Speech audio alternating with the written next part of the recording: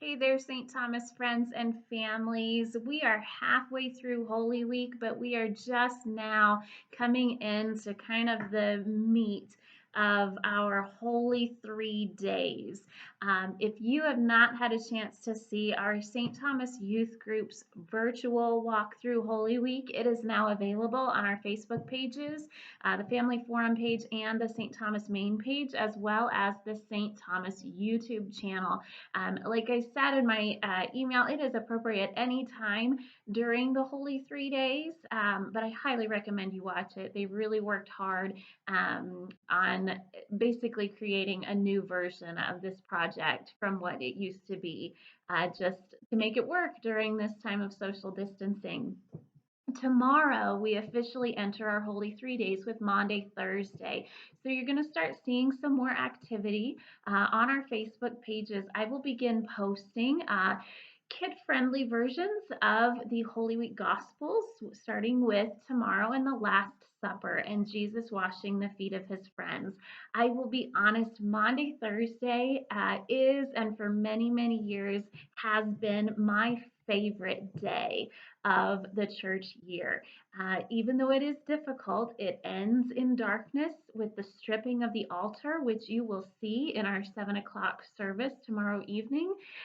It also gives us an opportunity to recognize the event of the Last Supper, where Jesus gifts us with his example of servant leadership through the washing of the feet of his friends, which will also be part of our 7 o'clock service.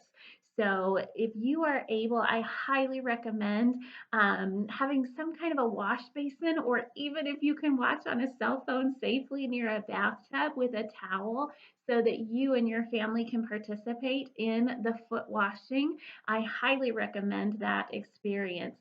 One piece that, since we can't be together, is a little more difficult is this experience of recognizing the Last Supper. So I wanted to take a quick minute to talk with you about something very simple that you can do at home.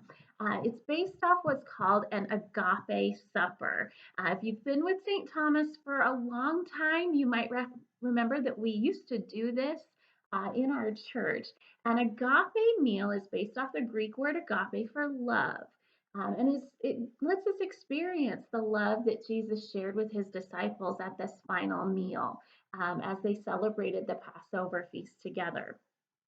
So, what an agape supper typically would be is a very simple meal in keeping with an idea of fasting during Holy Week. So, the meal might consist of soup.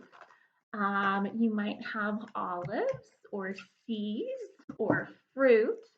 But if you don't have that, or that doesn't meet your family's needs, make whatever meal you like. Come together, work together to set your table. If it's feasible with the age of your kiddos, work together to create a meal if you have the time.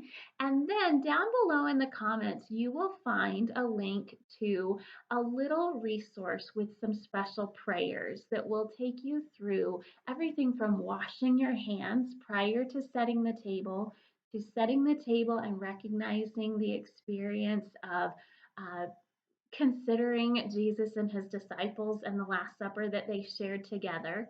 And then it will also give you an opportunity to recognize with prayers the gift that Jesus gave us in the Holy Communion. So, if in some way you can have on your table some type of bread and some beverage. Obviously, this would typically be wine or grape juice, but any sort of beverage will work. It can even be the juice off your fruit cup. Um, there are prayers. Now, this is not a communion. This is not what we call a sacramental meal. So you're not consecrating anything, but it's simply offering our thanks for that gift of the bread and the wine, and the idea of sharing it together with our friends and family, especially in this time when we can't be together.